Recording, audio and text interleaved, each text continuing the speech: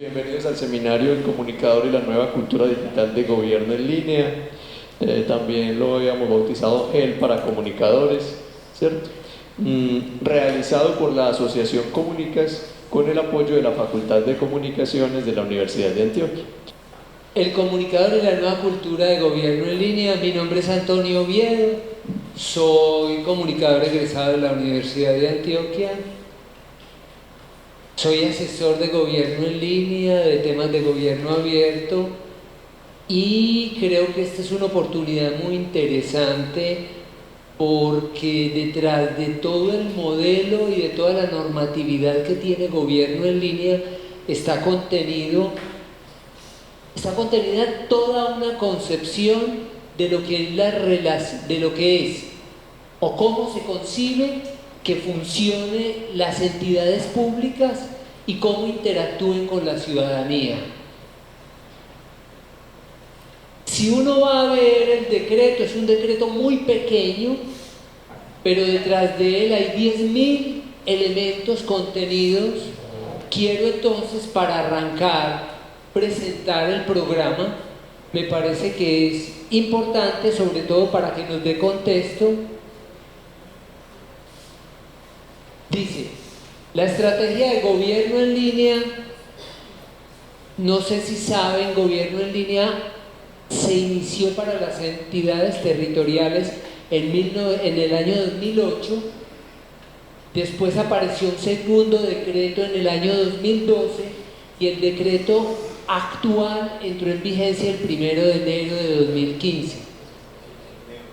Ese decreto fue publicado, o fue más bien expedido, el 12 de diciembre de 2014, es el que está vigente, entró en vigencia, les decía, el año pasado, y no puedo dejar pasar de largo de que ese decreto hace parte del decreto 1078 del 26 de mayo de 2015 por una cosa sencilla. El año pasado el gobierno nacional, por asuntos de simplificación de la normatividad jurídica de este país, decidió unificar todos los decretos por sectores. Entonces, verán ustedes que el sector TIC tiene que ver con la televisión digital, con la telefonía celular, con la televisión por cable, con todos los servicios de radioaficionados, con todos los servicios de transmisión de radio y televisión broadcasting. O sea, todo lo que tiene que ver con TIC lo unificaron bajo un decreto que se llama el decreto 1078. Entonces, muchas personas les hablarán del decreto 1078 y ustedes dirán, señor, ¿por qué está hablando todavía del 2573 cuando el que está vigente es el 1078? Simplifico la idea.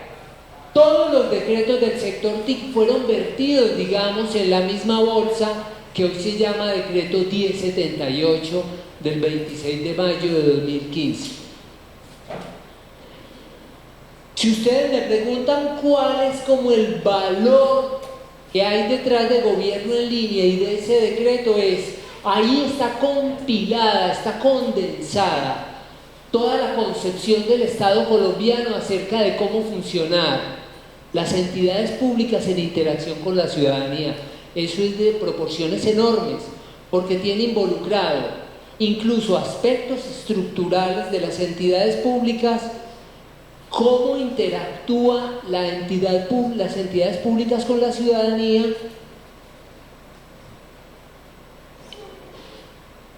detrás de eso está incluso una reestructuración total de toda la parte procedimental dentro de las entidades públicas. ¿Qué es lo que ha venido pasando? Que en el sector público se le ha sacado el cuerpo a la implementación de gobierno en línea, pero lo que pasa es que eso ya tiene unos plazos de cumplimiento y los plazos se vinieron encima. Hay gobiernos que le han sacado, como se dice vulgarmente, el cuerpo al tema, y otros que han vuelto la normatividad y las condiciones de gobierno en línea su herramienta de mercadeo político. Hay gobiernos que se han vendido con el concepto de transparencia, con el concepto de rendición de cuentas, con el concepto de participación, pero eso en realidad no obedece a una iniciativa particular, obedece a una normatividad que curiosamente poco conocemos, incluso la misma gente que trabaja para el sector público. Es como si cada quien hiciera una tareita y no tenemos idea de a qué obedece esa tareita que estamos haciendo y cómo todas esas tareas en realidad obedecen a unas políticas de Estado que hacen parte de un compromiso del Estado colombiano con organismos multilaterales a nivel internacional. O sea, tampoco son decisiones necesariamente motu propio, por voluntad propia del Estado colombiano.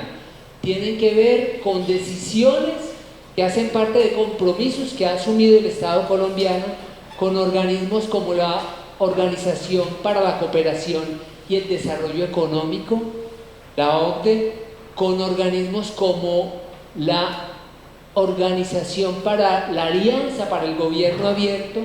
No sé si se han oído hablar de la OGP, Open Government Partnership, que es la Alianza para el Gobierno Abierto. Y entonces lo que quiero compartirles es que aquí hay un asunto muy de fondo de todo el sector público que tiene como piso las tecnologías de información y comunicaciones y que es fundamental que lo entendamos los comunicadores, porque esto cambia las reglas de juego de la comunicación pública. Y entonces, si cambia reglas de juego en la comunicación pública, quiere decir que el rol de los comunicadores en la comunicación pública entra a transformarse igualmente, y creo que un motivo fundamental de la jornada que vamos a hacer durante estos 4 sábados es empezar a pensar cuál es ese nuevo rol de los comunicadores dentro de las entidades públicas a la luz del gobierno en línea. Esa es como la invitación, y esa tarea no está resuelta. Se trata de que nosotros hagamos la reflexión, que nosotros nos empecemos a preguntar qué es lo que está cambiando en el rol de los comunicadores en el nuevo contexto de gobierno en línea. Dice, quizá lo más importante a entender para adoptar a gobierno en línea, es que gobierno en línea no es un problema de sistemas. Cuando usted le habla de gobierno en línea a las entidades públicas, todos dicen, no, sí, eso es de sistemas. Ese es el sitio web. Esa es la superficie del problema. Detrás de todo lo que pase de cómo se digitalizan los trámites, los servicios, las peticiones, quejas, reclamos y denuncias al sector público, hay todo un cambio en la mentalidad organizacional, en la cultura organizacional, en las costumbres del sector público, en las creencias del sector público. Y eso que les acabo de decir es lo que voy a mostrar en el curso del trabajo que vamos a hacer en estos 4 sábados. Dice, gobierno en línea no es un problema meramente de ingeniería. Gobierno en línea no es un problema meramente jurídico. Gobierno en línea es una nueva concepción de la interacción de las entidades públicas y la ciudadanía, cambiando el concepto de comunicación pública e incluso el rol de los comunicadores. GEM implica trabajar en la construcción de una nueva cultura y una nueva mentalidad orientada al diálogo de las entidades con la ciudadanía. Orientada al diálogo. La participación está contemplada dentro de la Constitución del 91. En el nuevo Código Contencioso Administrativo, en 2011, se establece que las entidades públicas tienen que garantizar las condiciones operativas, logísticas, de recursos, procedimentales, para que las entidades públicas posibiliten la participación que está considerada dentro de la Constitución del 91. Y en un pronunciamiento de la Corte Constitucional dice que la participación no es solo un derecho de la ciudadanía, que es un deber. Y entonces aquí vamos a ver qué relación hay entre gobierno en línea, transparencia, participación y colaboración. Dice, GEL implica avanzar en la edificación de una cultura digital integral. Las entidades públicas dirían hoy, podrían decir hoy, no, pero es que nosotros trabajamos en entorno digital, pero hay una cosa nueva, y es que si ustedes van a las entidades públicas, dentro de cada área o dentro de grupos de áreas, hay plataformas tecnológicas digitales, pero esas plataformas no hablan, no hay interacción entre esas plataformas, porque las secretarías y las áreas son como propietarias particulares de la información. Les voy a dar un ejemplo bien preescolar. Piensen que la Secretaría de Salud de la alcaldía del municipio X está interesada en hacer una campaña de salud sexual con los niños, jóvenes y adolescentes. Entonces a la Secretaría de Salud le toca hacer una caracterización de usuarios, levantar las bases de datos para poder hacer una estrategia adecuada. Y resulta que esa caracterización muy probablemente en los rasgos fundamentales está armada ya por Secretaría de Educación. O sea que hay que pagar 2 veces una tarea que ya está hecha. O sea que hay que invertir 2 veces personal en una tarea que ya está hecha. O sea que hay que invertir 2 veces tiempo en una tarea que ya está hecha. O sea, aquí tenemos un problema de ineficiencia del Estado, porque cada quien, cada secretaría, cada dependencia se siente un gobierno aparte. Y esto es de competencia no solo a las alcaldías, sino a los entes descentralizados de las entidades públicas.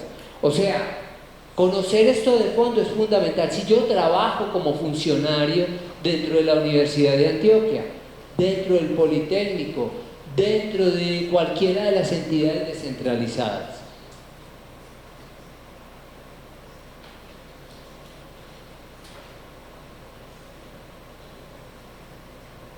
A ver, quiero decir, ahora lo que les he venido planteando es que aquí hay un cambio de concepción frente a la entidad pública, pero yo creo que esto lo que exige es un cambio de mentalidad. A nosotros nos formaron en la educación con el criterio de que, por ejemplo, la comunicación va de una parte hasta otra. O sea, los comunicadores llegan de aquí a aquí, los educadores de aquí a aquí, la ingeniería de aquí a aquí. Si nosotros nos vamos a la naturaleza está muy lejana de esa concepción y de ese modelo. Si yo miro un cuerpo humano, ¿de dónde a dónde va el sistema nervioso? Alguien que me ayude a responder esa pregunta. Está en todas partes. ¿De dónde a dónde va el sistema circulatorio? ¿De dónde a dónde va el sistema esquelético muscular? ¿De dónde a dónde va? Está en todas partes. Lo que les quiero decir es que nos acostumbramos a pensar el mundo hecho en pedazos. Cuando nos dicen, nos hablan de la parte jurídica, decimos, no, es que yo no soy abogado. Cuando nos hablan de la parte tecnológica, nos decimos, es que yo no soy ingeniero. Cuando nos hablan de la parte organizacional, decimos, es que yo no soy gerente, yo no soy administrador, yo soy comunicador. Ustedes me dirán, ¿por qué estoy trayendo a colación el cuento de los paradigmas? Porque detrás del nuevo modelo de gobierno en línea hay un nuevo paradigma que se llama arquitectura empresarial, y ahorita vamos a entrar en ese tema y entrar a entender el concepto de arquitectura empresarial, concepto del cual se han derivado un montón de conceptos como arquitectura de la información. Hay una mentalidad, hay un modo de pensar, hay un paradigma. Y entonces yo querría que ustedes me ayudaran a que pensemos qué es un paradigma, y de pronto este video nos puede ayudar a pensar qué es un paradigma. Es como una lógica de pensamiento, o sea, te permite creer que algo es posible o que no es posible. Ustedes han pensado, ¿quiénes habían visto el video? Bueno, tú. La pregunta es, ¿ustedes se habían pensado que fuera posible que un celular, que un dispositivo móvil de estos funcionara específicamente sobre la piel? Bueno, pero lo que quiero decir es que un paradigma es como un filtro que te permite concebir cosas como posibles y que otras no son posibles, porque hace parte de una lógica, y lo que no cabe dentro de esa lógica no existe. Recuerden, ustedes conocen el chiste de la lógica. Yo estuve en un curso con un cubano sobre cine documental y no nos poníamos de acuerdo sobre la lógica del relato con Jorge Fraga, creo que uno de los expertos más importantes en América Latina sobre documental, y entonces él decía, es que sobre la lógica, eso es como el chiste, que llega el alumno y le pregunta al profe, ¿qué es la lógica? Y entonces el profe le dice, a ver, hombre, te la voy a poner simple, más bien te voy a dar un ejemplo. ¿A ti te gustan los acuarios? Y él le dijo, claro. Bueno, si te gustan los acuarios, por lógica, te encantan los peces. Y si te encantan los peces, por lógica te encanta el mar. Y si te encanta el mar, por lógica te encantan las nenas en tangas en la playa. ¿Sí ves? ¿Cómo es la lógica? Entonces el hombre quedó matado. Entonces él fue a compartirle a un amigo de que él entendía que era la lógica y le pregunta, ¿tú sabes qué es la lógica? El otro le dijo, no. Dice, bueno, te voy a dar un ejemplo. ¿A ti te gustan los acuarios? El otro le dijo, no, es que, bueno, por lógica tú eres marica. Así, o sea, la lógica es de lo más caprichoso que existe, pero detrás de un paradigma hay un concepto de lo lógico. A nosotros nos enseñaron lo lógico, que lo lógico es que el comunicador trabaja en las cosas de comunicaciones, pero la tecnología no es un problema del comunicador, es un problema de los ingenieros de sistemas. Que por lógica, lo que a mí me compete es lo de comunicación, no lo jurídico. Sin embargo, cualquiera de ustedes sabe que es imposible estar dentro de una entidad pública, hacer comunicaciones sin conocer las posibilidades y las restricciones jurídicas. Quiero decir, la lógica de pensamiento que reclama el mundo de hoy es una lógica donde ya no se trata de interdisciplinariedad, sino ese cuento donde las disciplinas no tienen en realidad fronteras, porque las disciplinas son maneras de ver el mismo problema.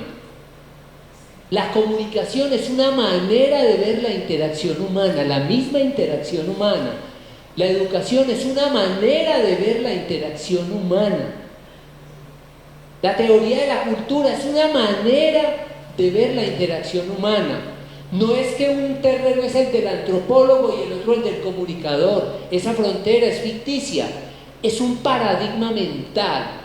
Cuando vamos a hablar de arquitectura empresarial y el nuevo modelo de organización bajo el esquema de arquitectura empresarial, nos toca aprender a pensar las empresas en un sentido integral, donde yo veo la dimensión comunicacional, la dimensión jurídica, la dimensión tecnológica, la dimensión del mercadeo, la dimensión del servicio. Pregunto, ¿quién dentro de una organización no tiene responsabilidades de comunicación? Todo el mundo. ¿Quién no tiene responsabilidades en la administración de los recursos? Quiero saber cuál funcionario dentro de una entidad no administra recursos. O sea, la señora del servicio, si no maneja bien el agua, ella está administrando recursos. Si no maneja bien los del detergente, el papel higiénico, o sea, ella está administrando. Y si no comunica a tiempo, que se acabó el agua. Y si no comunica a tiempo, tenemos problemas de comunicación. Entonces, lo que quiero decir hasta acá es que detrás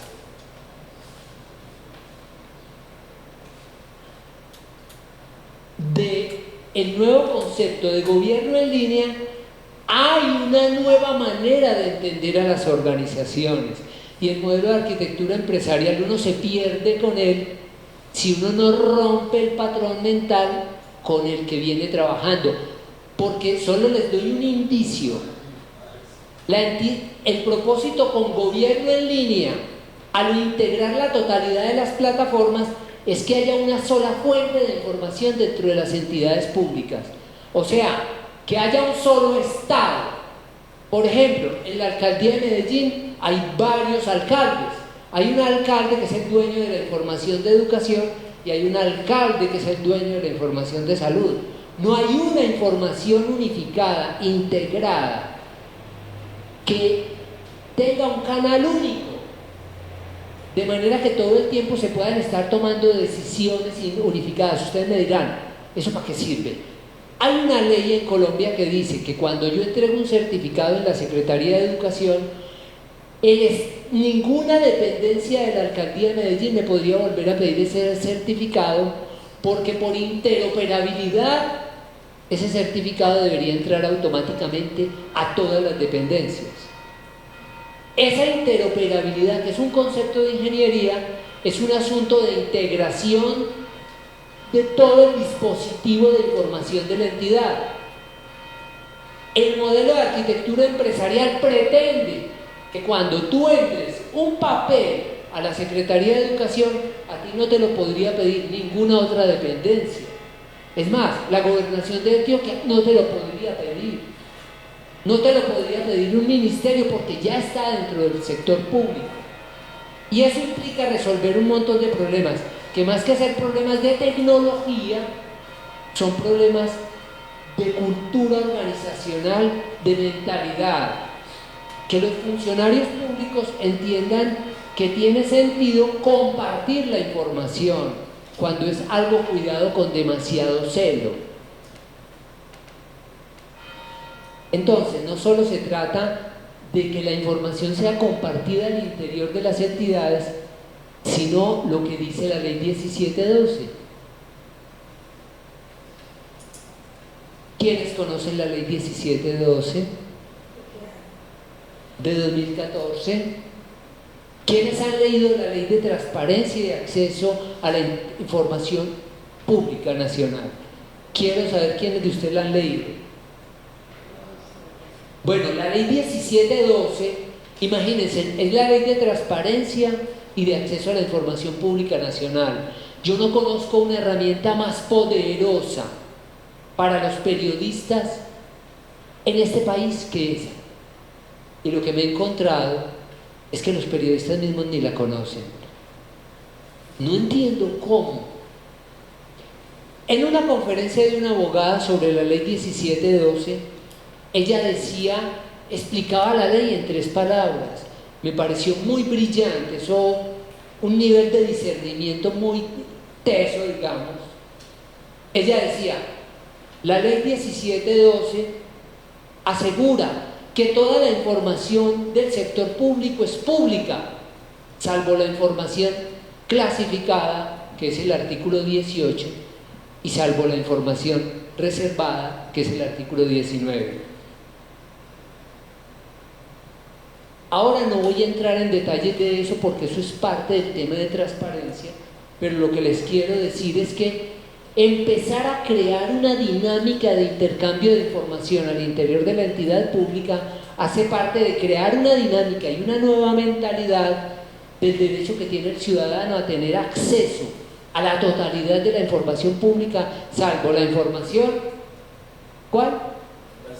Clasificada o la información reservada. No entremos en detalle de qué es lo que implica la clasificada y qué implica la reservada, pero lo que está claro es que se trata de una nueva cultura donde intercambian información hacia el interior, y la intercambian no por la caridad de facilitarle al otro que es amigo, sino porque la mentalidad, la voluntad, la concepción y las plataformas tecnológicas permiten que la información esté a disposición de todo el que la necesite, dentro de la entidad pública y de los ciudadanos. Eso es lo que haría posible una cosa que para uno parecería absurda, y es que la pretensión de gobierno en línea es que la rendición de cuentas de los administradores públicos no sea cada 6 meses y cada año, sino en tiempo real. Ustedes me dirán, ¿rendición de cuentas en tiempo real? Si hablamos del modelo de arquitectura empresarial y de todo lo que hay contenido en gobierno en línea, sí, porque todas las decisiones deberían estar reglamentadas y todo estaría online. Cada que se toma una decisión, vamos a abrir un proceso de convocatoria, eso estaría online todo el tiempo. Bueno, voy a terminar la presentación. Alguien que lea, que esto es un taller y lo vamos a hacer entre todos. ¿Quién lee? Compartir una visión integral de la normatividad vigente de gobierno en línea, decreto 2573 del 12 de diciembre del 2014, contenido en el decreto único reglamentario del sector TIC 1078 del 26 de mayo de 2015 y sus implicaciones en la interacción de las entidades públicas con la ciudadanía. ¿Qué les dice a ustedes ese objetivo?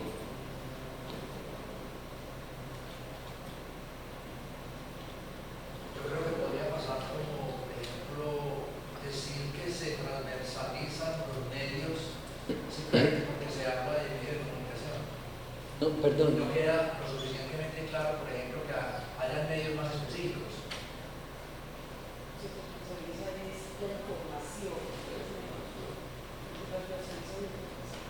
Bueno, A ver, lo aclararía de esta forma. Digamos, por ejemplo, medios comunitarios, medios independientes o medios ciudadanos, porque hay los grandes medios. Pero si en las normas públicas del CPT hablan solamente de medios de comunicación, pareciera que invisibilizan esos medios que son más específicos. yo creo que gobierno en línea tiene algunas implicaciones en relación con la problemática de lo que llamamos los grandes medios y los medios alternativos. Después me atrevo, pero que alguien que nos dé otra visión de lo que dice ese objetivo ahí. Es más estar entre las entidades y la ciudadanía. El secreto es la relación entre las entidades y la ciudadanía. Lo otro es la parte jurídica, pues son los embrollos de la normatividad de este país, que es más complicada que, por Dios, yo creo que es más complicado la normatividad jurídica que el país mismo. Bueno, la idea es compartir una visión que nos permite entender las implicaciones en la interacción de las entidades con la ciudadanía. ¿Quién lee? Caballero. La dama. Perdóneme, ¿cuál es tu nombre? Cristina García. Cristina, gracias. Mónica, léenos el segundo objetivo y nos cuentas. Abordar la implementación de las estrategias que en los aspectos críticos que involucra el componente TIC para gobierno abierto, con el fin de generar una plataforma mental en las entidades sobre transparencia, participación, colaboración ciudadana, contexto de una nueva cultura digital integral. Digamos, en el contexto de una nueva cultura digital integral, ¿qué les dice ese segundo objetivo?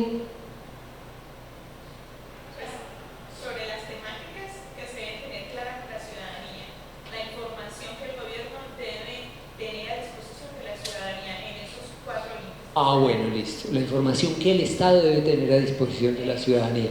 ¿Alguien quiere decir algo? El componente TIC es importante. Bueno, lo que pasa es que el componente TIC estaría contenido dentro de lo que llamaríamos una cultura digital integral. De hecho, la tecnología es parte de la cultura. O sea, esa es otra discusión sobre qué es la tecnología. Me parece una discusión bien importante, pero no nos perdamos, terminemos el objetivo. Tercer objetivo, ¿quién lo lee? Tú, amigo. ¿Cómo es tu nombre? Sadi. Caballero. Identificar las transformaciones que se generan en la comunicación pública a consecuencia del gobierno en línea. Ajá. Bueno, de eso se trata. De eso se trata. Quiero saber si hasta ahí está claro y las temáticas las voy a mostrar grosso modo. Yo quiero que partamos de preescolar. Me parece que partir de preescolar es fundamental. O sea, volver a la pregunta original, a la pregunta de fondo. Porque es que se habla de que la especie humana apareció hace 100.000 años, 150.000, otros dicen que 26.000. En la India hablaban de que habíamos terminado un ciclo que llevaba 26.000 años. En otras partes dicen que no, que la especie humana lleva 10.000. Pero lo que les quiero decir es que la comunicación humana existe desde hace miles de años. Y la juguetería tecnológica es una aparición supremamente nueva. O sea, eso apareció anoche. En el último segundo de la historia de la humanidad apareció la tecnología y resulta que hoy en día hemos perdido la perspectiva de la realidad porque la tecnología se volvió más importante que la gente. No quiero pasar de largo la oportunidad. En 1996 hubo un simposio que se llamó Desarrollo y Nuevas Tecnologías en Bolivariana y Gabriel Poveda Ramos, que fue director de Conciencias, le preguntó al auditorio qué era tecnología. Yo les hago la pregunta, ¿qué es la tecnología para ustedes? Esa es una pregunta muy importante, porque es que todo el tiempo vamos a hablar de tecnologías de información y comunicaciones. ¿Qué es la tecnología? Alguien que nos registre acá de pronto nos ayuda a pensar a qué estamos jugando. ¿Quién nos ayuda por acá? Dijimos que esto es un taller. Entonces, a ver, vea, al que le caiga. No, perdón. Ah, si no se escoge. ¿Quién? No, pero quiero que alguien me ayude a registrar en el tablero. Ya tú me vas a dar la definición, pero alguien que me ayude aquí en el tablero. Esta mujer, vea. ¿Sí? Las mujeres definitivamente son las que van a salvar este planeta.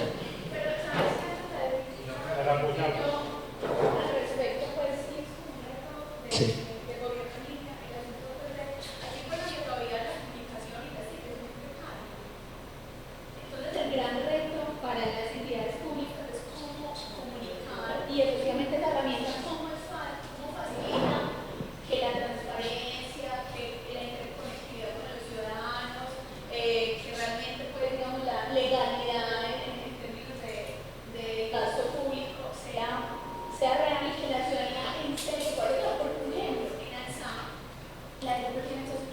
Vale, yo propongo una cosa, yo pido que esa discusión la tengamos pendiente, que alguien la registre y diga, Antonio no se va a escapar.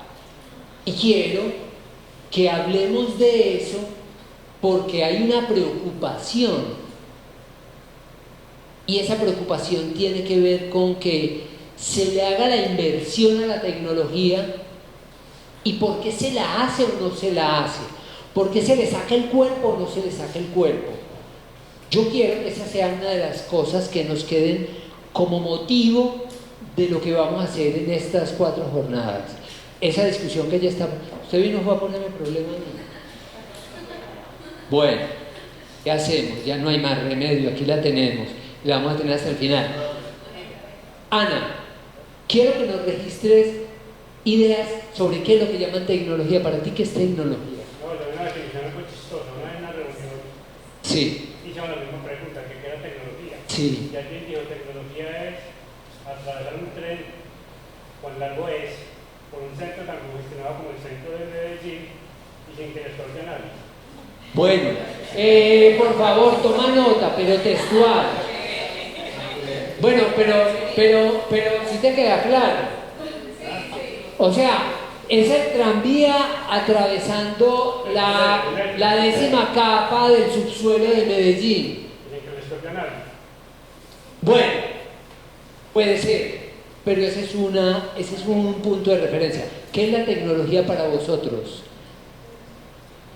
La herramienta que nos acerca al mundo. La herramienta que nos acerca al mundo. Ojo, herramienta. Esta mujer, lo que pasa es que este sí vino fue a poner problema, pues. ¿Cómo es tu nombre? Es que hay que irlos conociendo, hay que irlos registrando para ver cómo... ¿Y tu nombre es? María Nela García. Ella decía que es una herramienta que nos acerca al mundo. ¿Qué es la tecnología? Tú. Yo divido como esa palabra tecnología. de técnica con la lógica, tecnología. Técnica y lógica. Sí, la técnica y la lógica. La tecnología es la técnica. ¿Es la lógica de una técnica? ¿O cómo? La técnica de la lógica. Mano, hágase responsable de su definición. ¿Cómo? Es como la raíz, o sea, es como la raíz, lo técnico con lo lógico, que tiene que estar combinado para poder... Una conexión entre lo técnico y lo lógico. Acuérdense del cuento de la lógica. Por Dios y por la vida. Por Dios. Zoila, perdóname por mirar para atrás. Herramientas que agilizan procesos. Herramientas que agilizan procesos. Zoila, ¿tu nombre? Mónica Álvarez. Creo que es ese conocimiento aplicado que permite resolver ciertas necesidades. Conocimiento aplicado.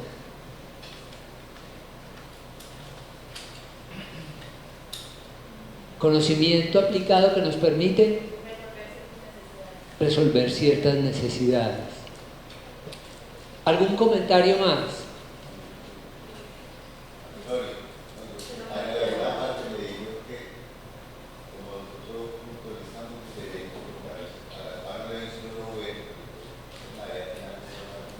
Sí. Bueno, que la tecnología es lo que deshumaniza al ser humano. Aquí es muy importante tener toda la gama de opciones. Lo que deshumaniza al ser humano. Bueno, Tigre, ¿cómo es tu nombre? Héctor Duque. Héctor. Esa definición es muy interesante, pero también es opuesta en esencia. Una de las cosas que nos definen como seres humanos es nuestro uso del pulgar y de las herramientas. Pues recordemos cómo venimos del Homo habilis y lo dejamos quedar atrás, dentro de la cadena de la evolución humana. Es parte del humano usar herramientas. Entonces no solo lo deshumaniza, pues es contra el Ojo que él dice que la tecnología deshumaniza y él dice que una de las cosas que nos hace humanos es construir herramientas y nos diferencia de las demás especies. Bueno, yo acá les quiero recoger algo que dijo la niña Mónica, que prácticamente es textual lo que decía Gabriel Poveda Ramos, para mí un viejo sabio. Gabriel Poveda Ramos decía, tecnología es conocimiento convertido en herramienta. O sea, si uno entiende eso, no se puede confundir que la tecnología es una creación humana y que es un instrumento que tiene el alcance que nosotros seamos capaces de dar. Nunca se ha visto que un televisor decida ser comprado y decida ser puesto en la alcoba de una pareja. El televisor no toma esa decisión. Sin embargo, la gente dice que la tecnología deshumaniza y que entonces que ya ni siquiera se volvieron a ver porque mientras están más preocupados por ver la novela que por hacer el amor. O sea, lo que les quiero decir es que el problema no es de la tecnología. A mí me es suficiente la definición de Gabriel Poveda. Él dice, tecnología es herramienta convertida, es conocimiento, convertido en herramienta. A mí me parece que las implicaciones que eso tiene son enormes y podríamos hacer una discusión bien extensa. Hay un japonés que se llama Tadashi Suzuki y él dice que los desarrollos tecnológicos son extensiones de las facultades del cuerpo. Ojo, la capacidad de un computador es una extensión, la capacidad de un computador de procesar información es una extensión de la facultad. Gabriel Poveda Ramos, él fue director de Conciencia. No sé si está vivo. Está vivo, pero el viejo está bien vivo. Por lo menos me parece un tipo muy brillante. Lo que les decía, dice Tadashi Suzuki, que la tecnología, los desarrollos tecnológicos son extensiones de las facultades del cuerpo. Todo lo que gira alrededor de la óptica tiene que ver con las extensiones de la capacidad del hombre para ver. Las cámaras de fotografía, de video, los telescopios, todo lo que quieran, los microscopios. Todo lo que tiene que ver con el audio tiene que ver con prolongar las facultades del oído. Un computador es una prolongación de algunas de las más exiguas facultades del cerebro humano, porque es que la razón es quizá la facultad más pobre del ser humano. Tiene facultades incluso más importantes. Es que hay algo muy importante, que nosotros los humanos nos hemos distinguido de los animales precisamente por la tecnología. Desde el principio de la humanidad, el ser humano se unió a la energía, ya en forma de fuego, ya en forma de lo que sea, hoy en día la energía eléctrica, la energía atómica, ¿cierto? Ya. Pero el ser humano siempre ha estado ligado a la energía, y eso es lo que lo ha distinguido de los... O sea, generar energía es un conocimiento convertido en herramienta.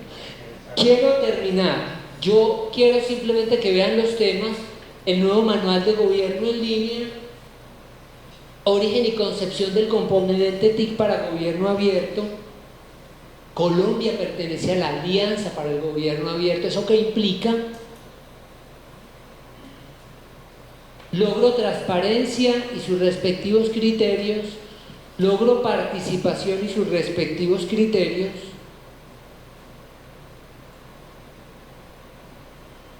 Logro colaboración. ¿Qué entendemos por comunicación pública? Y cómo G, y en especial TIC para gobierno abierto, transforma la comunicación pública. Yo les voy a proponer un ejercicio. Aquí más o menos estamos como... ¿Llevo 4 bajo el 5? No. Les propongo que nos enumeremos del 1 al 4. Quiero que hagamos un ejercicio. ¿Nos enumeramos? 2.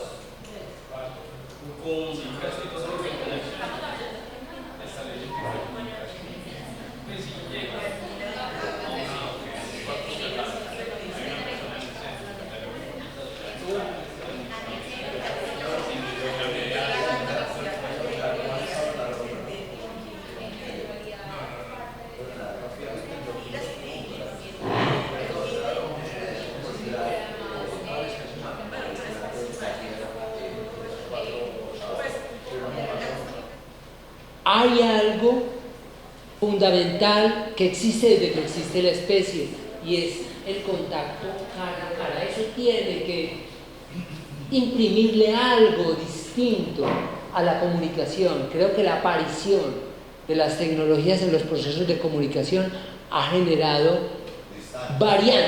variación, digamos. Por eso me parece fundamental hacernos la pregunta sobre lo que llamamos comunicación en presencia, sin mediar tecnología, cara a cara, cuerpo a cuerpo, con la herramienta que vinimos al mundo, el cuerpo. Más nada. Quiero simplemente que hablemos de qué entendemos por comunicación en presencia y después qué entienden por comunicación humana, qué son las TIC y qué aportan las TIC a la comunicación humana. O sea, porque tiene que haber una cosa nueva. De hecho, la especie, cuando un ser humano llega al mundo, llega sin micrófono, sin celular. Todavía no se sabe que un bebé nazca con un celular. No. Bueno, lo que les quiero decir es que me parece importante que hagamos la reflexión en la diferencia entre qué es la comunicación directamente de contacto con la comunicación mediada por tecnologías.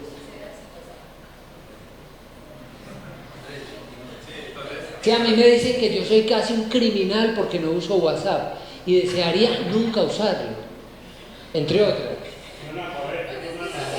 Bueno, soy un analfabeto, eso, pero se supone que yo soy instructor y asesor del tema de tecnología. Sin embargo, hasta donde pueda, no querría usar WhatsApp. Por ejemplo, uno tiene cara de aristócrata, relaciones de poder, alguien que describa, que alguien que sea bien descriptivo, uno pequeño y uno grande, eso juega. ¿Qué más?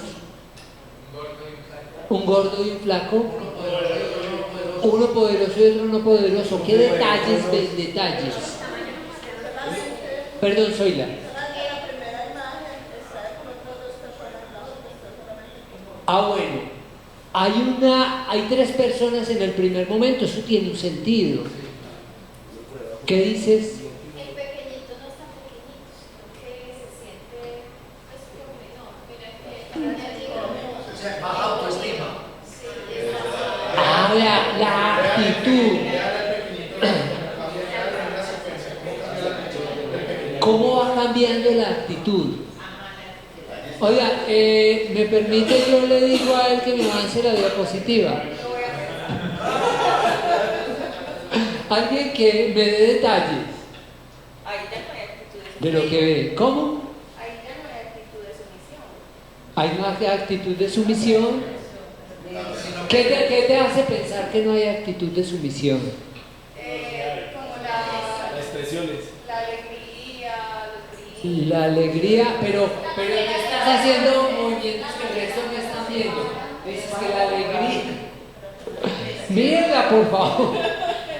¿Cómo? La expresión es el face to face. Bueno, detalles que vean.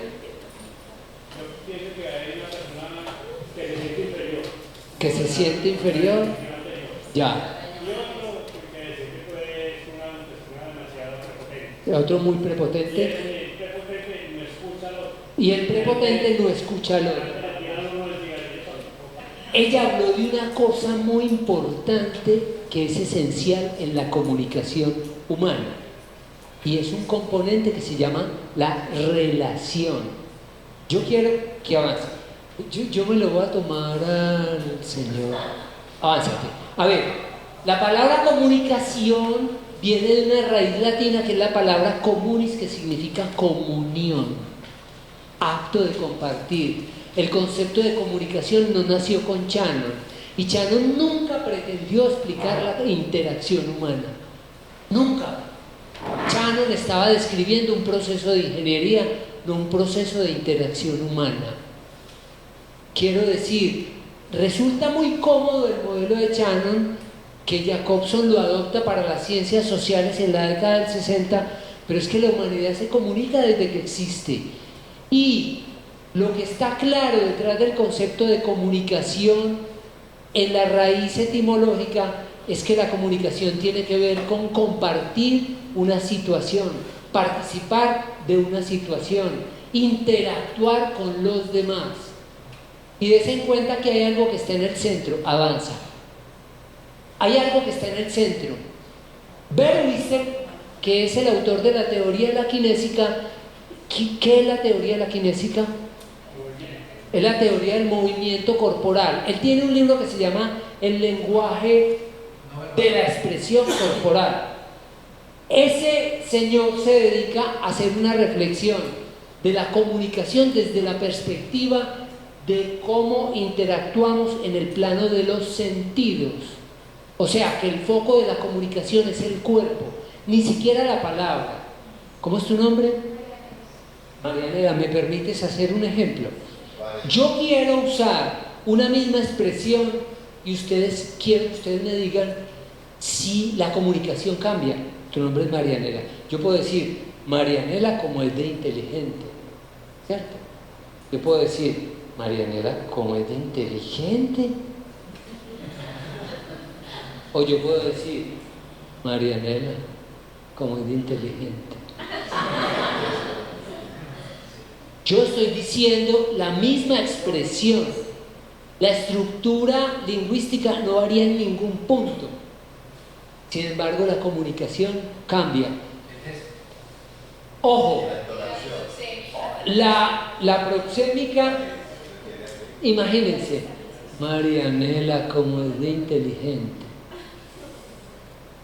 Yo la puedo, o sea, una cosa de la comunicación en presencia tiene que ver con el contacto físico. Bueno, yo ahora no califico el hecho, puede que yo no se sienta acosada. Bueno, lo que yo quiero decir es una cosa, el problema fundamental de la comunicación en presencia es el cuerpo, ni siquiera la palabra. Si yo en este momento cambiara de color y me desmayara, ¿estaría comunicando o no? Ah, bueno. Lo que quiero decir es que la comunicación en presencia parte de una cosa central y es el cuerpo, no es ni siquiera la palabra. Berwister dice que las palabras no representan más del 35% del contenido de una interacción humana. Imagínense, el 35%. Estoy hablando de uno de los personajes más autorizados en lo que se llama la escuela de Palo Alto.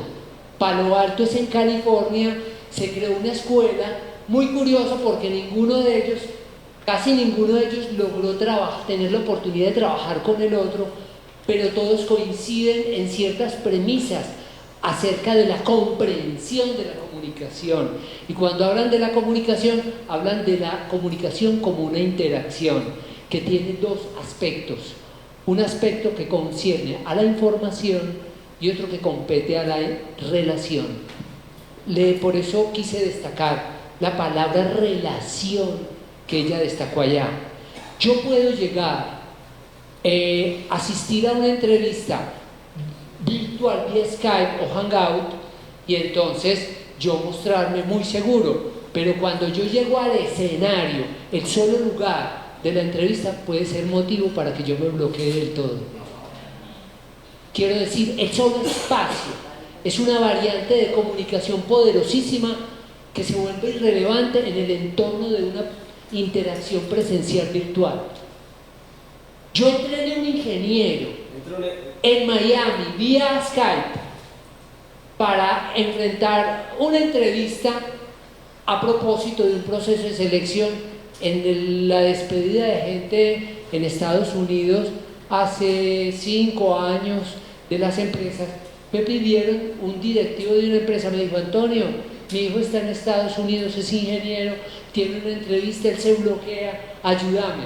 Yo le dije: bueno, yo voy a hacer el experimento, pero hay cosas que yo no te puedo resolver sino cara a cara, porque la interacción presencial tiene efectos muy... O sea, lo que les quiero decir es que la interacción solo con el espacio altera las condiciones de las interacciones humanas. O sea, esa teoría de la proxémica de Hall tiene un libro que se llama La dimensión oculta, quiero que lo lean. ¿Por qué ese libro? Él dice, este libro se llama La dimensión oculta porque se ocupa de lo que está oculto a nuestra conciencia cuando interactuamos. Y uno empieza a leer los primeros capítulos del libro y uno dice, bueno, pues este señor está hablando es del comportamiento animal, pero es que nosotros pertenecemos al reino animal. Claro, animal. Perdón. Disculpa. Quiero decir, la interacción en presencia tiene condiciones muy distintas a la interacción mediada por tecnología, porque el centro de la comunicación es el cuerpo. Piensen, un bebé cuando llega al mundo, él está en interacción con el mundo y él sabe qué le es riesgoso o qué lo protege, y él siente por la sola proximidad o por el contacto quién es la mamá, y él sabe quién es. O sea, un ser humano no, incluso por el olor, o sea, el ser humano es la especie más inválida, si se quiere, durante los primeros 6 meses, pero esa es su virtud fundamental frente a las demás especies.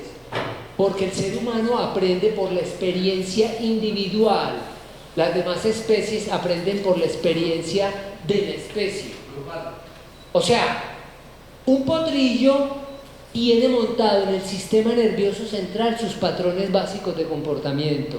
Un ser humano llega y nace en la NASA y para él la tecnología es el entorno natural, pero si nace en la selva, entre los Nukak-Maku, para él ese es su entorno natural. O sea, él tiene la ventaja de que para él aprender la realidad es una cosa natural y legítima dependiendo de dónde él aparezca.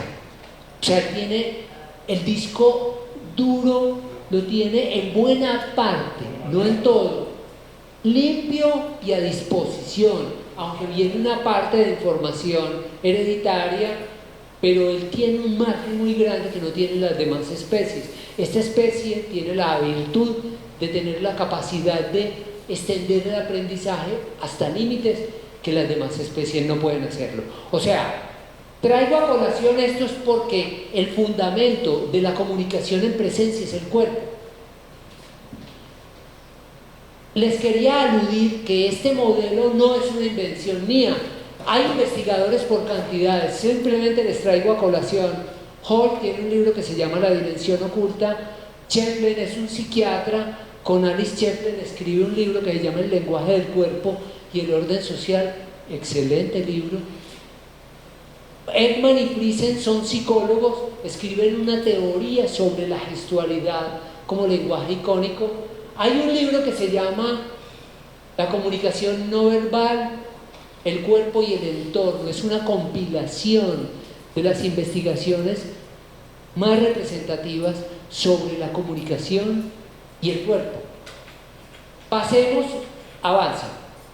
A donde yo quiero llegar es que la comunicación en presencia primero se fundamenta en el cuerpo y que esa comunicación es primigenia y primordialmente sensorial. Cuando yo uso la tecnología, la comunicación está haciendo una representación. Esa es una representación de algo.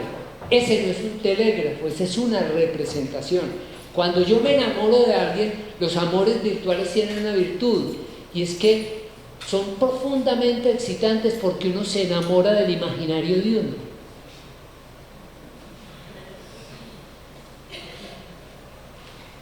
¿Por qué es tan complicado enamorarse de un ser real? Porque si yo le miento a la madre a Marina, ella me puede cachetear, pero ella no me podría cachetear físicamente a través del WhatsApp. Ella me puede mandar y decir, tú eres un hitita, jebuseo o alguna cosa así. Bueno, lo que les quiero decir, hace una representación de insultar, una representación de cachetear, pero una cosa es la representación y otra cosa es la cosa representada.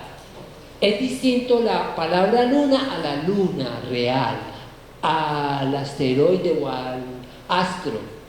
Quiero decir, no nos podemos confundir entre las cosas y las representaciones de las cosas. La tecnología nos construye representaciones de las cosas. Quiero avanzar. Bueno, este modelo nos va a servir ya no para la teoría, y en eso estoy de acuerdo con los de Palo Alto. No nos sirve para la comunicación presencial, nos sirve para las TIC. Y ahí sí el modelo de Shannon sí es muy útil y sí es muy importante. Yo más que dedicarme a hacer grandes explicaciones, podríamos decir que las TIC son la convergencia de los medios convencionales de comunicación con todos los entornos digitales que corresponden al universo informático. Eso sería una manera como bien esquemática de decir que serían las TIC, y quizá si yo les muestro un video,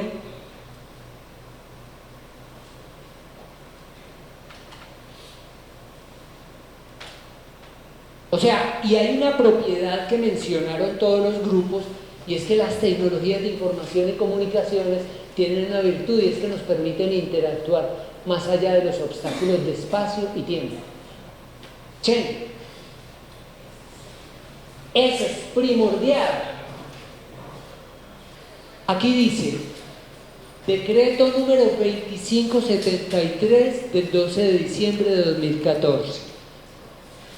Ese decreto es el decreto que regula, normatiza a gobierno en línea, pero con frecuencia ustedes van a encontrar que cuando algunos expositores, representantes de MINTIC les van a hablar del decreto, les van a hablar es del 1078 del 26 de mayo de 2015.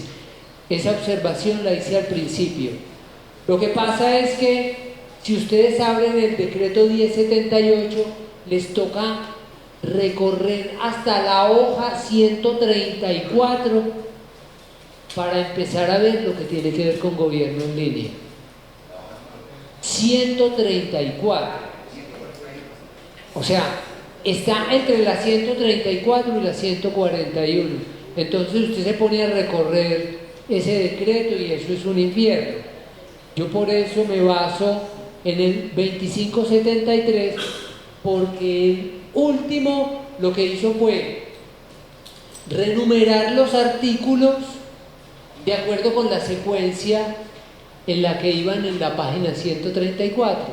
Entonces dice, artículo número 1.2 equivalente al artículo 1 del decreto 2573. Entonces yo lo que hago es recurrir al 2573, es más práctico acceder a él. ¿Quiénes lo han leído? ¿Alguno de ustedes que lo haya leído? Dice, ¿quién no lee el objeto del decreto?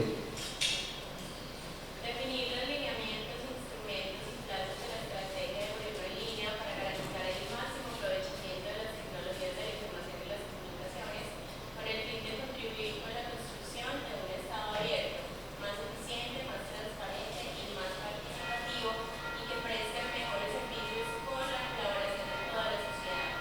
¿Qué cosas ven que sean destacables en el objeto? Porque es que ahí está la concepción. Cosas, palabras claves dentro del... Aprovechamiento. Dice aprovechamiento de las TIC.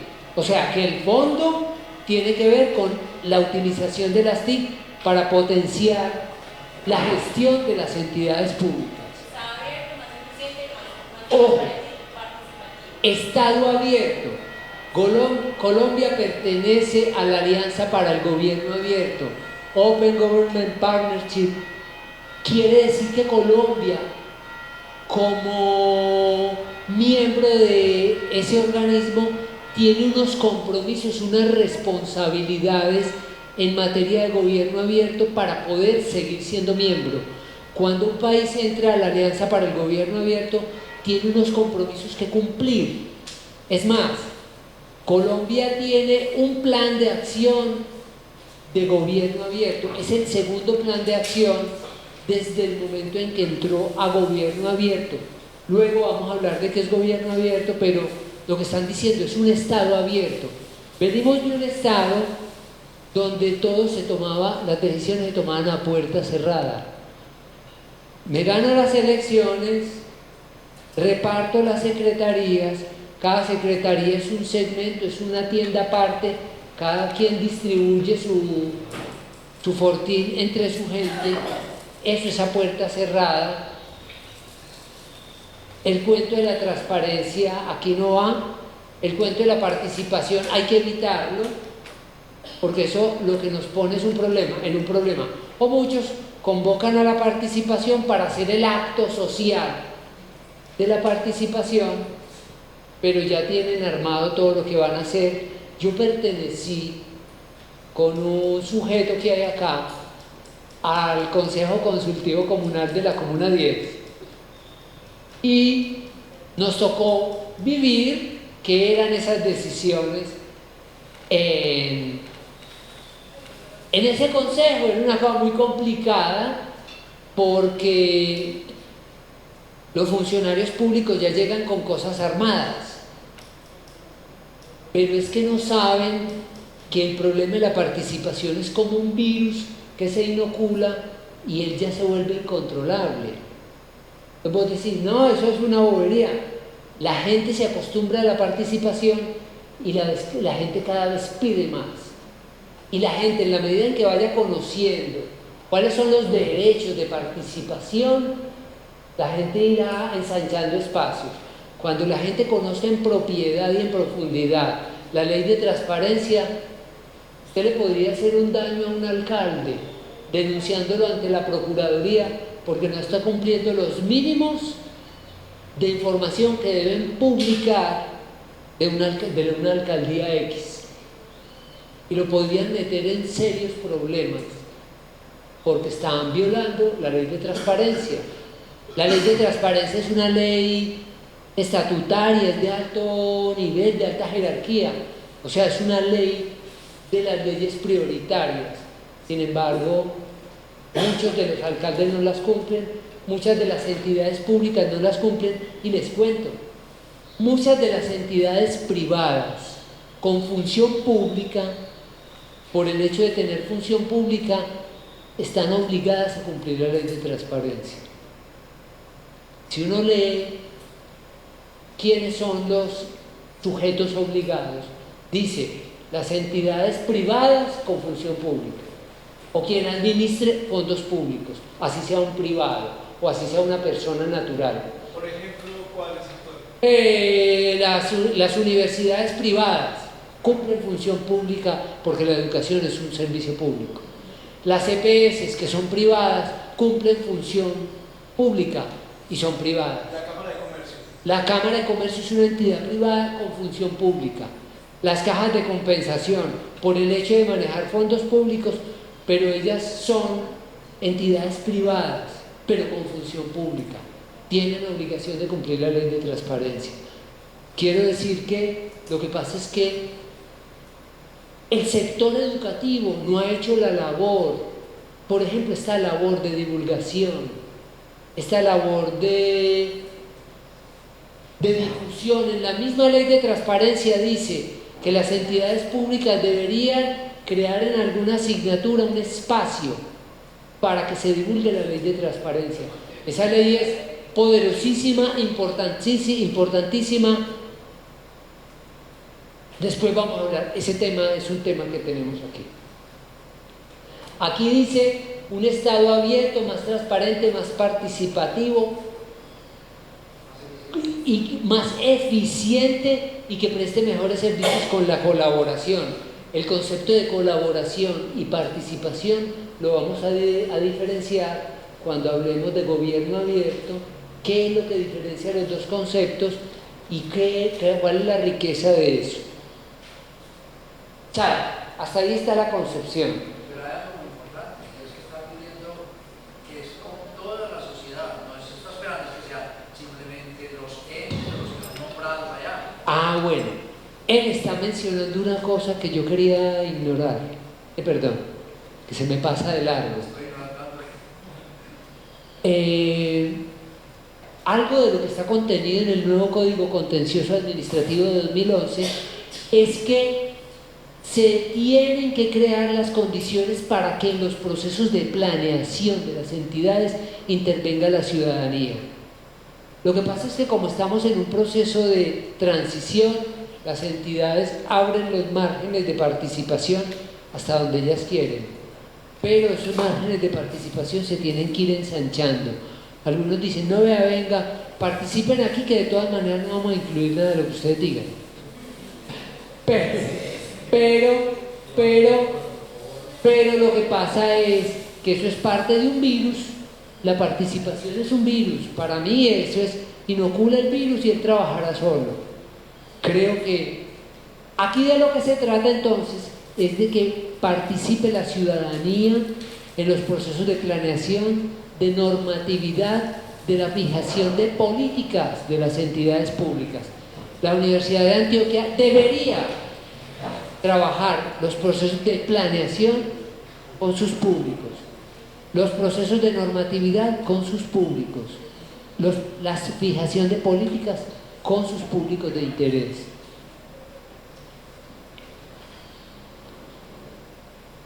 Artículo 3, definiciones. Yo no voy a entrar en los detalles aquí porque estamos en un piso que es complejo y extenso y me parece que hay una preocupación fundamental y es un problema de tiempo. Hay una cosa, yo diría que el concepto de arquitectura empresarial, yo voy a dar un salto mortal aquí. El concepto de arquitectura empresarial fue un concepto que el Departamento de Defensa de los Estados Unidos pidió que se construyera porque el Departamento de Defensa de los Estados Unidos maneja la información del planeta. Y ellos dijeron, tenemos toda la información del planeta, pero es inadministrable. Y las plataformas tecnológicas están creciendo a alta velocidad, son ingestionables. Necesitamos un modelo que la ingeniería de sistemas no tiene, que los modelos organizacionales no tienen, pero que nos sirva para poder que la información le genere valor a la entidad y desarrollar un modelo que nace entre la ingeniería de sistemas y los modelos organizacionales, y ese modelo se llama arquitectura empresarial. Ese modelo fue puesto en práctica para el Departamento de Defensa al principio de la década del 90.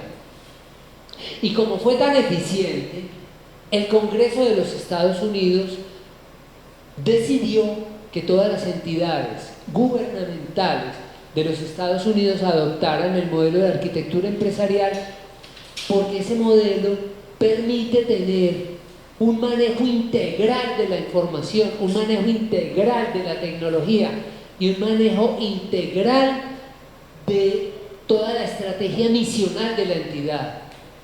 Aquí les estoy proponiendo una cosa, la arquitectura empresarial serían las dos caras de la moneda. Uno diría que una entidad tiene dos caras. Todos los procesos que conciernen a todo lo misional. ¿A qué se dedica la entidad? ¿Cuál es su función? Ese sería el front office, ese sería lo que está de cara al usuario. No sé si soy claro hasta ahí.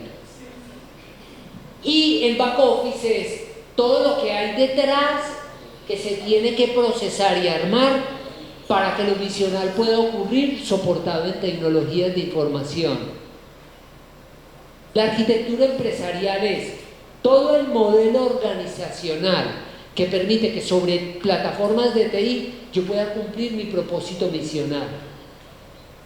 O sea que ya no se trata de que sistemas es un área de soporte, no se trata de que sistemas sea una área operativa, no se trata de que sistemas sea el que evite que se caiga internet, el que cuadre las impresoras, sino que los ingenieros, arquitectos empresariales, que es lo que llaman hoy CIOs, un CIO es Chief Information Officer, o sea, el jefe de información de la oficina de información de la entidad, o sea, es la cabeza a través del cual pasa toda la información de la entidad.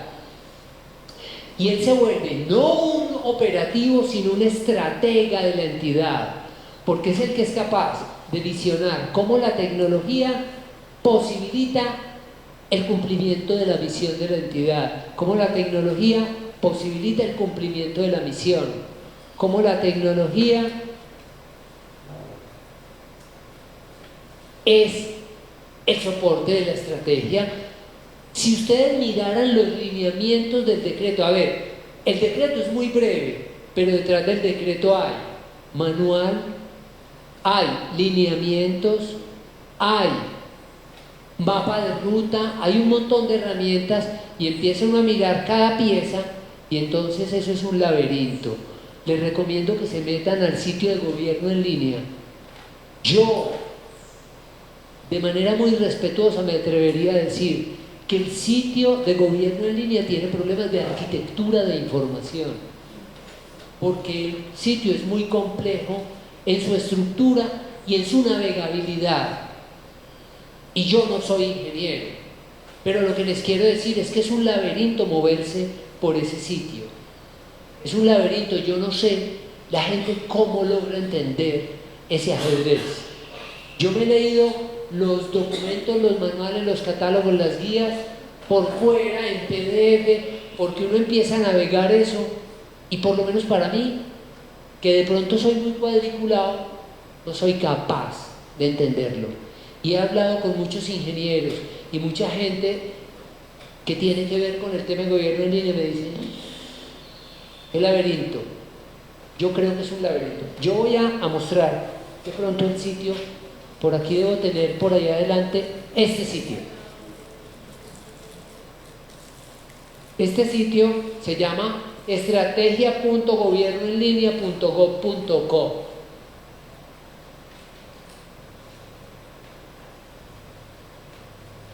Tiene 10 millones de cosas. Ya, es un sitio, yo creo, con mi ignorancia, que es un sitio muy complejo de navegar, pero tiene toda la información del mundo. Ahí hay un montón de información, porque allá está cifrado todo el concepto de cómo la ley establece que las entidades públicas y con función pública en Colombia deben funcionar.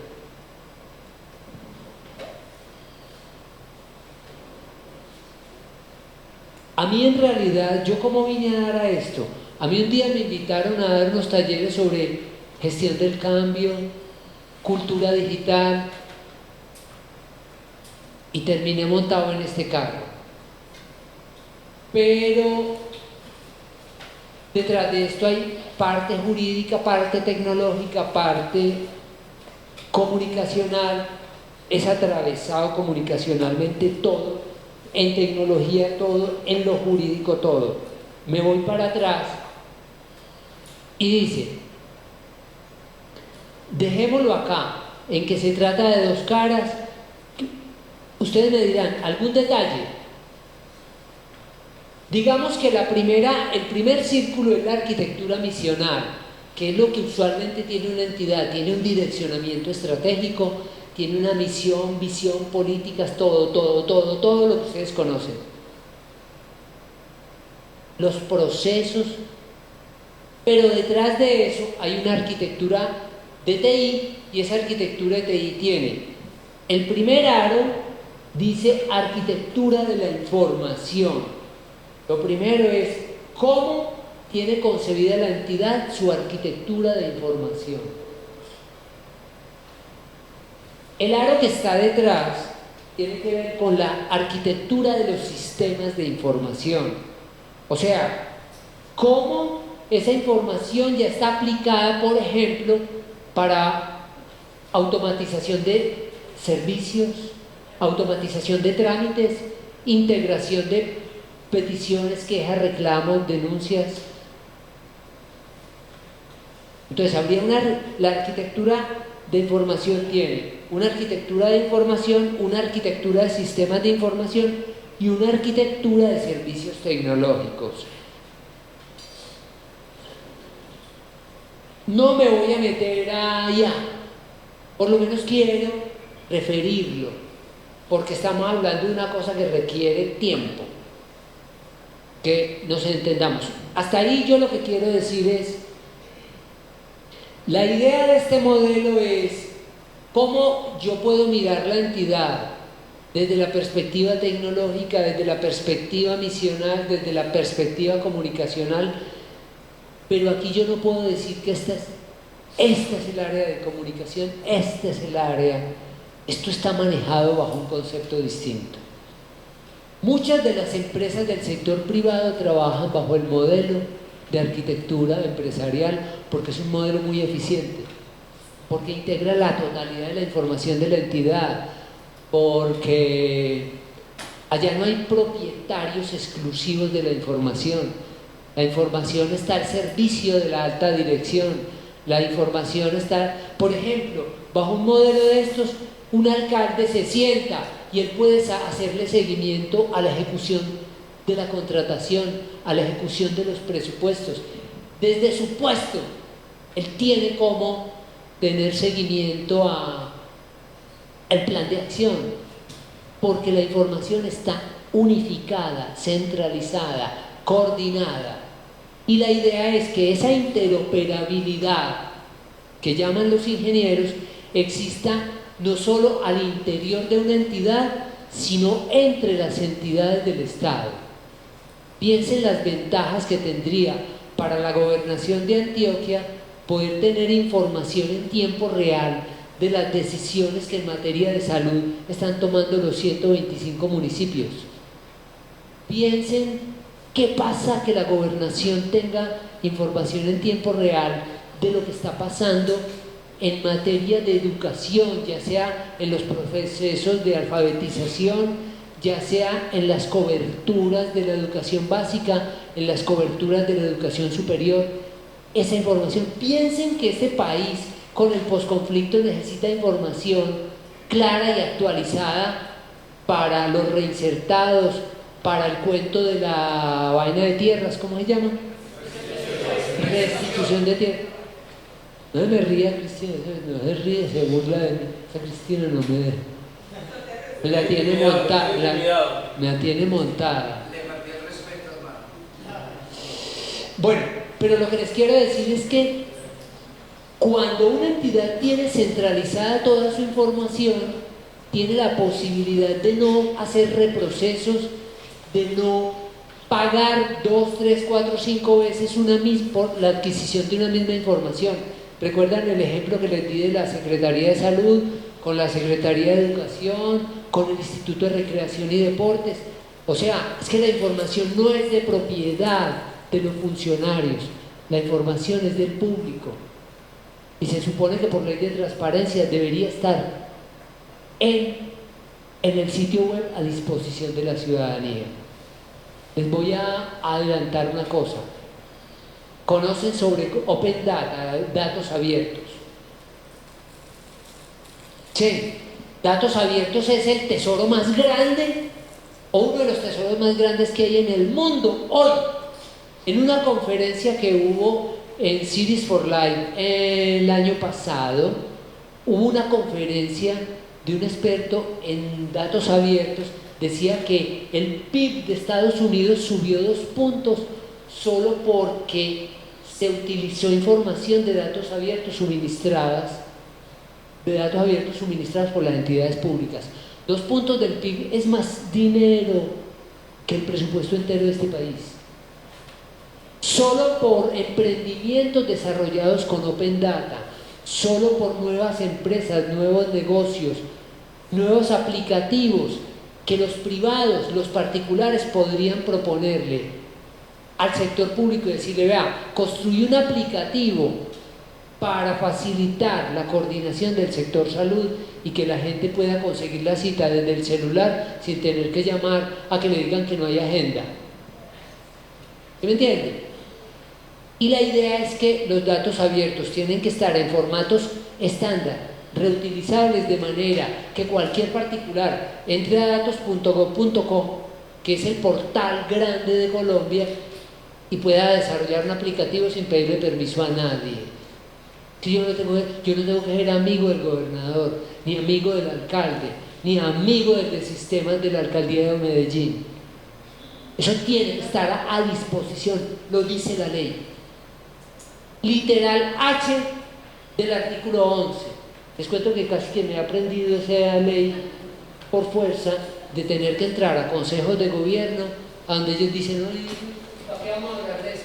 Y yo: papá, es que esto es de ley. Y solo lo escuchan a uno cuando ellos se dan cuenta que eso es obligatorio. O sea, yo la ley la he ido conociendo no porque yo sea abogado ni porque me encante el derecho, sino porque es que no hay remedio.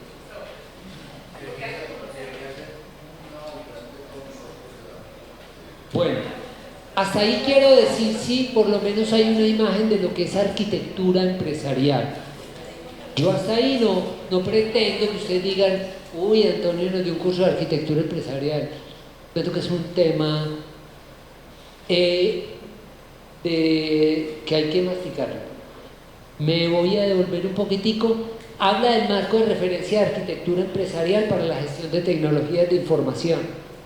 hay un documento que tiene la concepción, digamos que es como el marco teórico, para entender cuáles son los lineamientos para la aplicación del concepto de arquitectura empresarial, y es uno de los instrumentos de gobierno en línea. Simplemente lo quiero enunciar. El marco de referencia tiene una vaina que llaman un framework, y el framework es como el modelo explicativo de la estructura organizacional y de información y tecnológica que tendría una entidad modelada bajo ese patrón.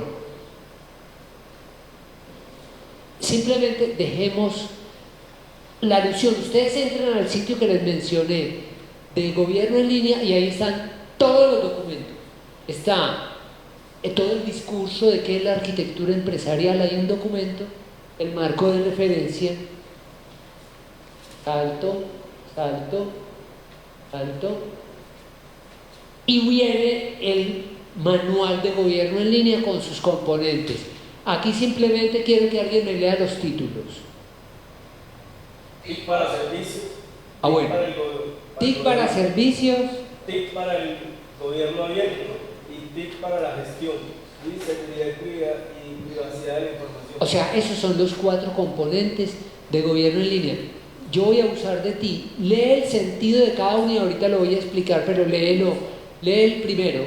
¿Qué dice TIC para servicios? Comprende la provisión de trámite y servicio a través de medios electrónicos enfocados a dar solución a las principales necesidades y demandas de los ciudadanos y empresas en condiciones de calidad, facilidad de uso y logramiento continuo. A ver, de pronto hagamos un salto mortalmente dialéctico por aquí. A ver, a un salto cuántico. Tigre, ponemos rodar el video. ¿Dónde está mi ingeniero de luz? ¿Cómo transformar los procesos y procedimientos dentro de la entidad pública soportados en TI para automatizar servicios, automatizar trámites? Por ejemplo, expedición de certificados. Yo, para tener un certificado de que estudié en la Universidad de Antioquia, cualquier certificado, yo no tendría por qué ir a la Universidad de Antioquia a pedir, hacer la llamada, hacer la cita, ¿por qué? O sea, eso no tendría sentido cuando se supone que hay ciertas herramientas. Ahora la pregunta que hacía alguien era, bueno, pero es que en Colombia no hay los suficientes recursos y no hay la cobertura y no hay el ancho de banda. Hay una cosa que es fundamental, y es que tenemos detrás de esto un cuento de voluntad política en las entidades públicas. ¿Por qué? Porque es que esto les exige poner a la luz pública la información que no quieren poner a la luz pública. O sea, detrás de esto hay un montón de implicaciones sobre las que hay mucha resistencia, y la ciudadanía verá si ignora el derecho que tiene a que este tipo de cosas se hagan. En el Plan Nacional de Desarrollo que salió el año pasado, dice las condiciones que tendría que tener una entidad para todo el proceso de implementación de arquitectura empresarial en materia presupuestal, incluso la jerarquía que tendría el líder en todo el proceso de tecnologías de información. Tendría que tener el rango incluso de un secretario de despacho o de un director, cuando usualmente en las entidades es una persona es el operario. Existe cuando se cae el sistema, cuando se cae internet, cuando se bloquean los equipos, cuando eso que ustedes conocen. Lo que quiero decir es que, de hecho, las mismas personas que atienden en la parte de sistemas dentro de las entidades no tienen los perfiles para lo que se viene. Yo estuve en el encuentro de Cartagena, del encuentro de CIO en Cartagena, y el 89% eran ingenieros de sistemas y los otros éramos comunicadores o del área administrativa que teníamos que ver con gobierno en línea. Pienso que los comunicadores mismos hemos estado al margen de este proceso de conocer el tipo de competencias que tenemos que desarrollar para estar liderando procesos de implementación de gobierno en línea dentro de las entidades. Los ingenieros tienen que aprender de comunicación y los comunicadores tenemos que aprender de tecnología. Este cuento exige que nos capacitemos porque aquí hay mucha tela para cortar, para decirlo. Quiero decir, grosso modo, TIC para servicios. Les muestro una grafiquita aquí de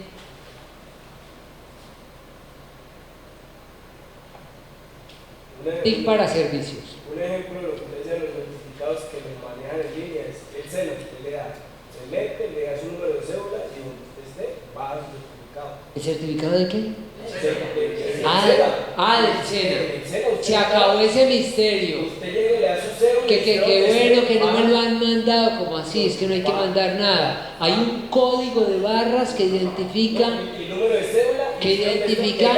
y que permite verificar si ese documento es legítimo. Y aparecen todos los cursos que usted ha hecho si quiere. Correcto. Y el RUT también. Y el RUT también, tú puedes sacar copia, puedes actualizarlo. Lo que pasa es que las entidades de orden nacional tienen unos plazos con vencimientos más inmediatos que las entidades territoriales. Ellos empezaron el proceso antes. O sea que ustedes van a encontrar muchos servicios en línea, pero de entidades de orden nacional, no tanto de las entidades territoriales.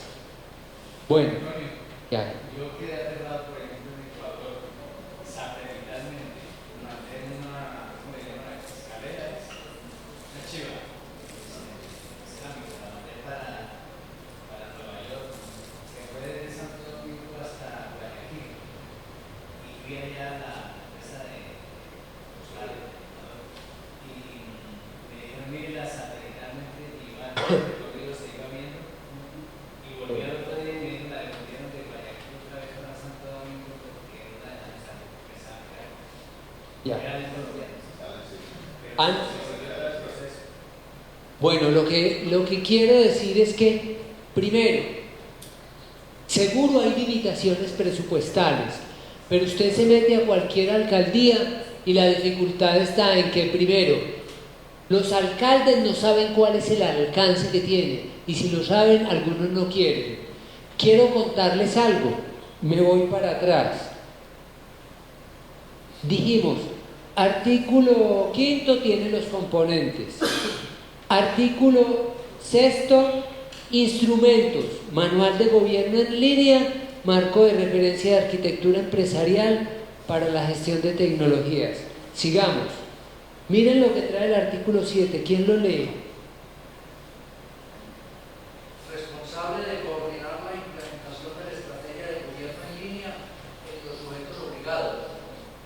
El representante legal de cada sujeto obligado será el responsable de coordinar, hacer seguimiento y verificación de la implementación y desarrollo de la estrategia de gobierno en línea.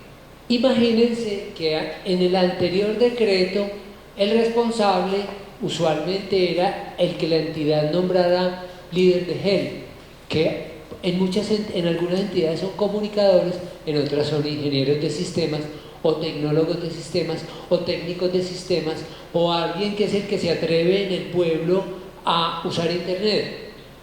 Entonces es el experto en gobierno en línea. Lo que les quiero decir es que en las entidades indistintamente el rol se lo han entregado a alguien. Pero lo primero que hizo el gobierno nacional en el último decreto fue decir, en la alcaldía, ¿quién es el responsable de gobierno en línea? ¿Quién? El representante legal. ¿Quién? El alcalde.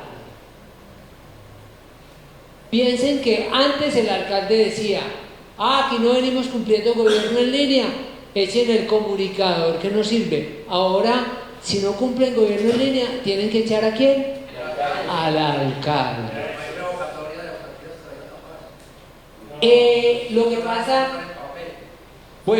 Lo que pasa es que esto lo dice este decreto, y esto es un decreto reglamentario de una ley, que es la ley 1078, que cubre el país, que es de obligatorio cumplimiento.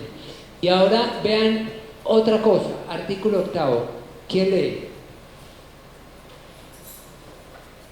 Responsable de orientar la implementación de la estrategia de gobierno en línea. En las entidades del orden nacional, el Comité Institucional de Desarrollo Administrativo, de que trata el artículo 6 del decreto 2482 de 2012, será la instancia orientadora de la implementación de la estrategia de gobierno en línea al interior de cada entidad. Bueno, eso quiere decir que en las entidades nacionales ese es el caso, pero quiero que leas la parte que sigue, que me parece muy importante y que en los planes de desarrollo no se tuvo en cuenta, a pesar de que esto es ley y está en vigencia desde el 1 de enero de 2015. Los sujetos obligados deberán incluir la estrategia de gobierno en línea de forma transversal dentro de sus planes estratégicos sectoriales e institucionales. ¿Cuál es el plan estratégico institucional de una alcaldía? Plan de desarrollo. El plan de desarrollo. Continúa. Y anualmente. Y anualmente dentro de los planes de acción de acuerdo con el modelo integrado de planeación y gestión de que trata el decreto 2482 de 2012 o las normas que lo modifiquen, adicionen o sustituyan. En estos documentos se deben definir las actividades. Despacio, las actividades. Responsables, metas y recursos presupuestales que les permitan dar cumplimiento a los lineamientos que se establecen. Ojo, no hay plan, no hay presupuesto, no hay personal. Dese en cuenta que el problema para la implementación de gobierno en línea no es lo que no hay, sino que no hay voluntad política. En algunos casos hay desconocimiento. Yo he hablado con alcaldes y me dicen, bueno, yo soy abogado y no tengo ni idea de eso. Y bueno, ¿y entonces qué va a hacer? Ah, no, yo tengo unos asesores y el asesor está más perdido que él. O sea, y el problema es que lo nuevo es que la responsabilidad es de él. Ya no es del hombre de gobierno en línea, de la persona de gobierno en línea, el hombre o la hombre. Bueno, quiero que leamos la última parte del artículo 8. En las entidades del orden territorial y demás sujetos obligados, la instancia orientadora de la implementación de la estrategia de gobierno en línea será el Consejo de Gobierno. Ojo, ¿será quién? El Consejo de Gobierno. Oigan, si el responsable es el representante legal de coordinar la implementación, es responsabilidad del Consejo de Gobierno. O en su defecto el comité directivo o la instancia que haga sus veces. En caso de que no existan estas instancias en el sujeto obligado, será la instancia o dependencia de mayor nivel jerárquico de la entidad. Oigan, cuando el gobierno cambia el decreto, dice, vea, dejemos de mamarle gallo al tema. El responsable es el alcalde y el responsable de la implementación es el Consejo de Gobierno. Y en la Universidad de Antioquia el responsable es el rector. Y la implementación es responsabilidad del Consejo Superior. Ahí no hay escapatoria. Cualquier persona podría hacer reclamaciones si una entidad no implementa gobierno en línea, porque las cabezas que están en juego son la alta dirección.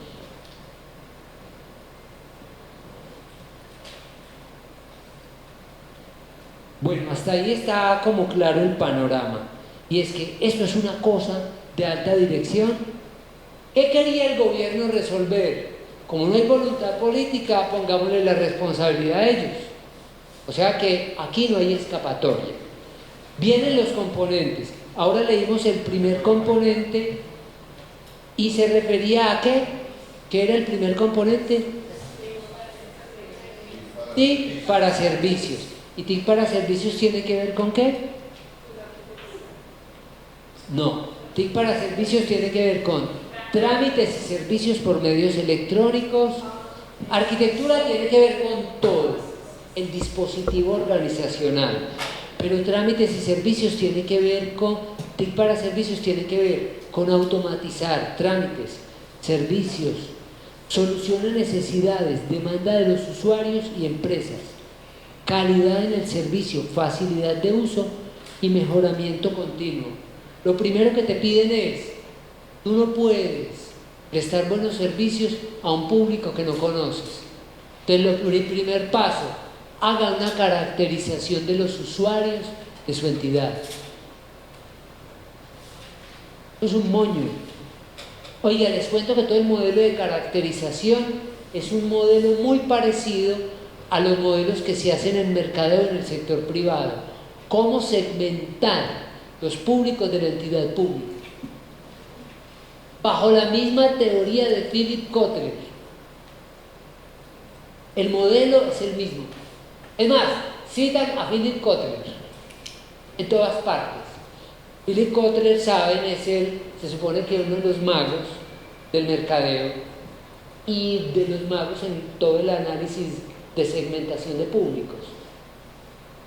Lo primero que te piden es, no hagas nada si no tienes caracterización de usuarios, porque no sabes a quién le vas a comunicar, por dónde le vas a comunicar, cuáles son los medios más accesibles a él. O sea, eso es un problema de comunicación, pero resolver ese problema de comunicación es un problema de públicos concretos.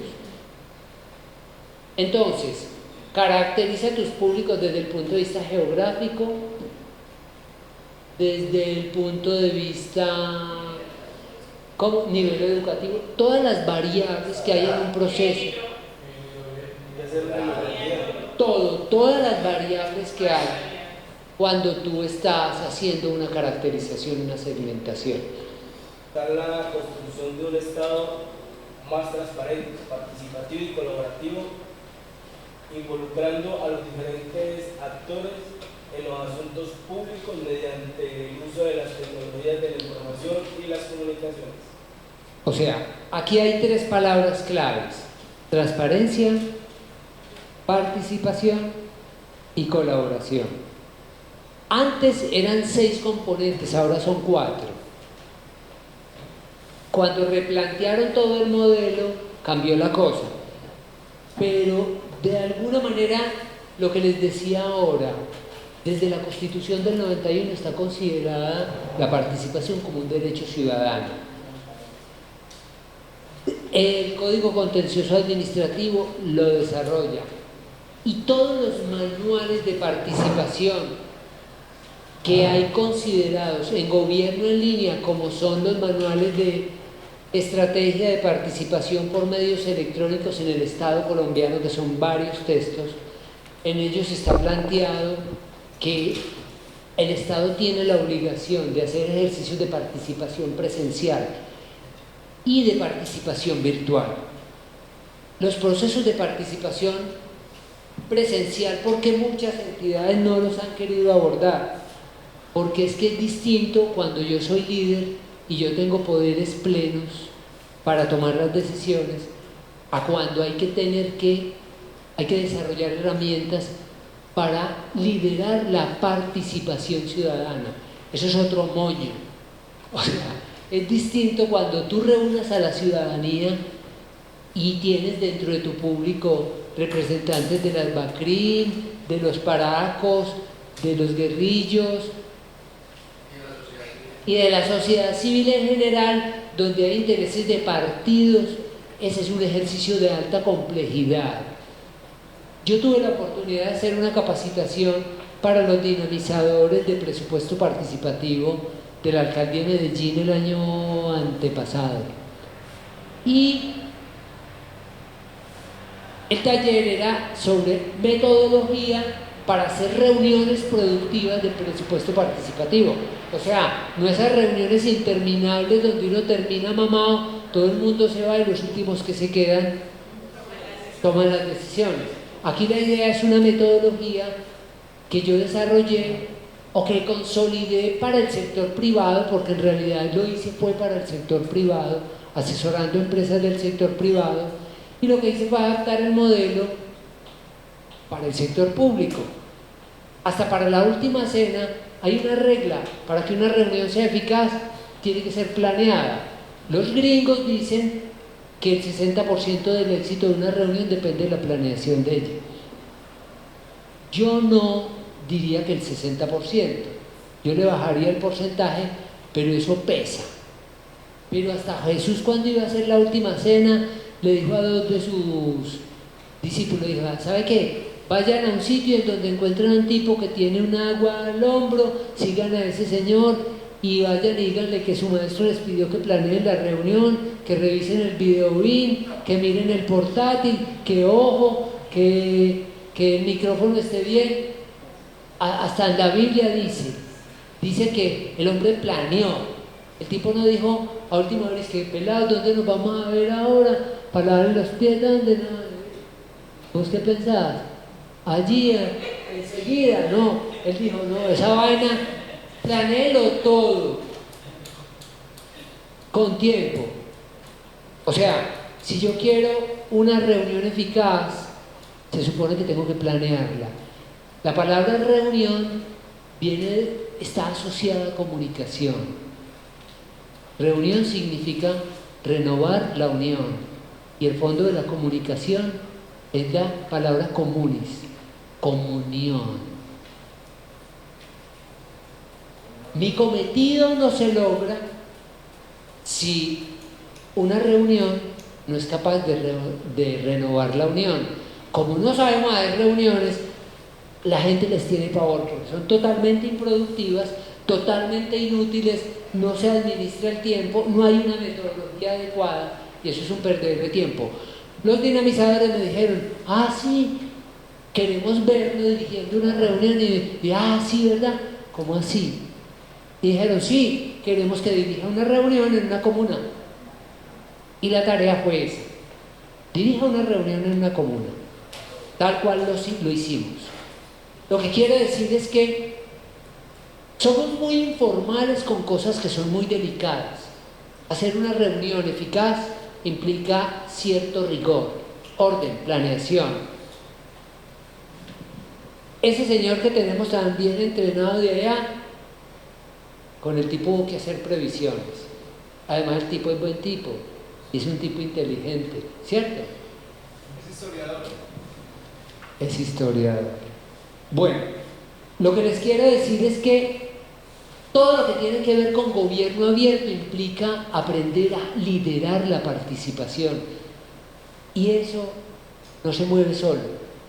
Tenés que ser ordenado, tanto en el proceso presencial, que ustedes que han estado en reuniones presenciales saben los riesgos y complejidades, como en los procesos por medios electrónicos, usando redes, usando foros virtuales, usando chat. Eso requiere una metodología y unos pasos. Y el MINTIC tiene unas herramientas armadas, diseñadas, con todos los detalles. Están los documentos, están los instrumentos.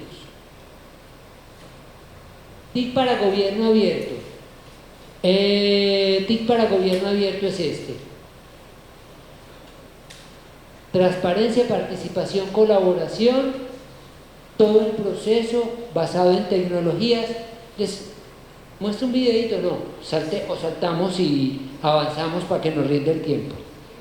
¿Cómo? Los videos son muy ilustrativos. Bueno, ruedo este video, por lo menos apagan. Todo el tema que llaman coworking, todos esos temas que tienen que ver con innovación abierta, que son los temas de colaboración. Entonces, se nos acabó el tiempo. ¿Quién lee? Abraham. Abraham o Abraham, que lea. Bueno, planeación y gestión tecnológica, mejora de procesos internos, intercambio de información, gestión y aprovechamiento de la información, el análisis. Para el análisis, toma de decisiones, mejoramiento permanente, enfoque integral para una respuesta articulada de gobierno, hacer más eficaz gestión administrativa de gobierno. Bueno, Gracias, Abraham. A ver, TIC para, digamos que los dos primeros componentes son de cara a la ciudadanía y los dos componentes que siguen son de proceso interno de la entidad. Esto es, en síntesis, haga toda la arquitectura empresarial para que se mejoren los procesos, toda la información y todos los procesos estén articulados, la entidad sea una sola, fuente única de información, enfoque integral para una respuesta articulada. Eso es componente TIC para la gestión. Y el último componente, Abraham, te tocó venir.